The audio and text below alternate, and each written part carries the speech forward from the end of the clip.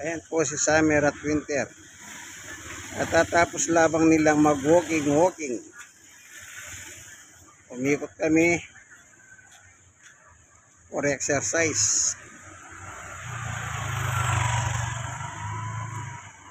Ano sila? Success. Nakabibi na.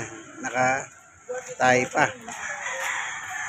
Yan po ang aking dalawang sitio. Magkaiba, pinagmulan yan. Isang Laguna, yung isa ay Las Piñas. Itong isa sa Cavite. Itong maliit Cavite. Itong malaki Las Piñas. Ito po Las Piñas.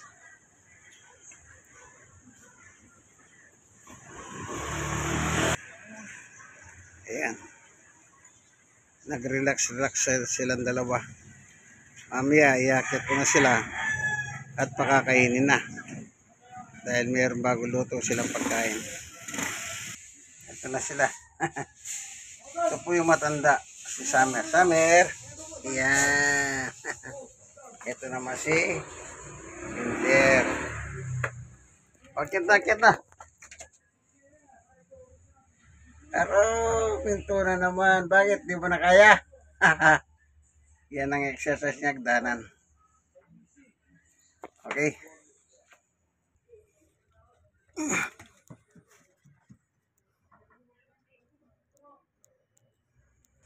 Ito hindi marunong umakyat ng agdanan. Takot. Kasi bata pa. 1 taon lang. Kailangan bubuhatin mo siya. Nakasapad pa eh.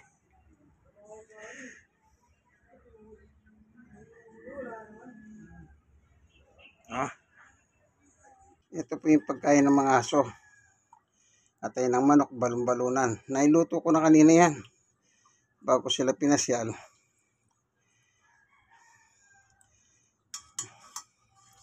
Niluto ko na. Ito naman yung balon-balunan.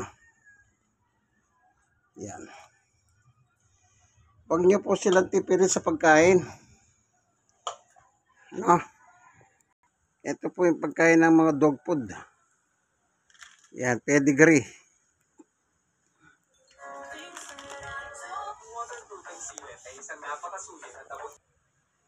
Ayan. Bukod sa tayo ng manok balon-balunan, meron pa silang ganito. Okay? Na pagkain. Ayan po nakita nyo po yung dalawang aso, si Summer at Winter. Pinasal ko po sila kanina. So nakita nyo yung pagkain nila. Araw-araw po yung yung atay at balon-balunan ng manok bago luto. Huwag nyo po silang pakainin ng tira-tira. Kahit na aso yan.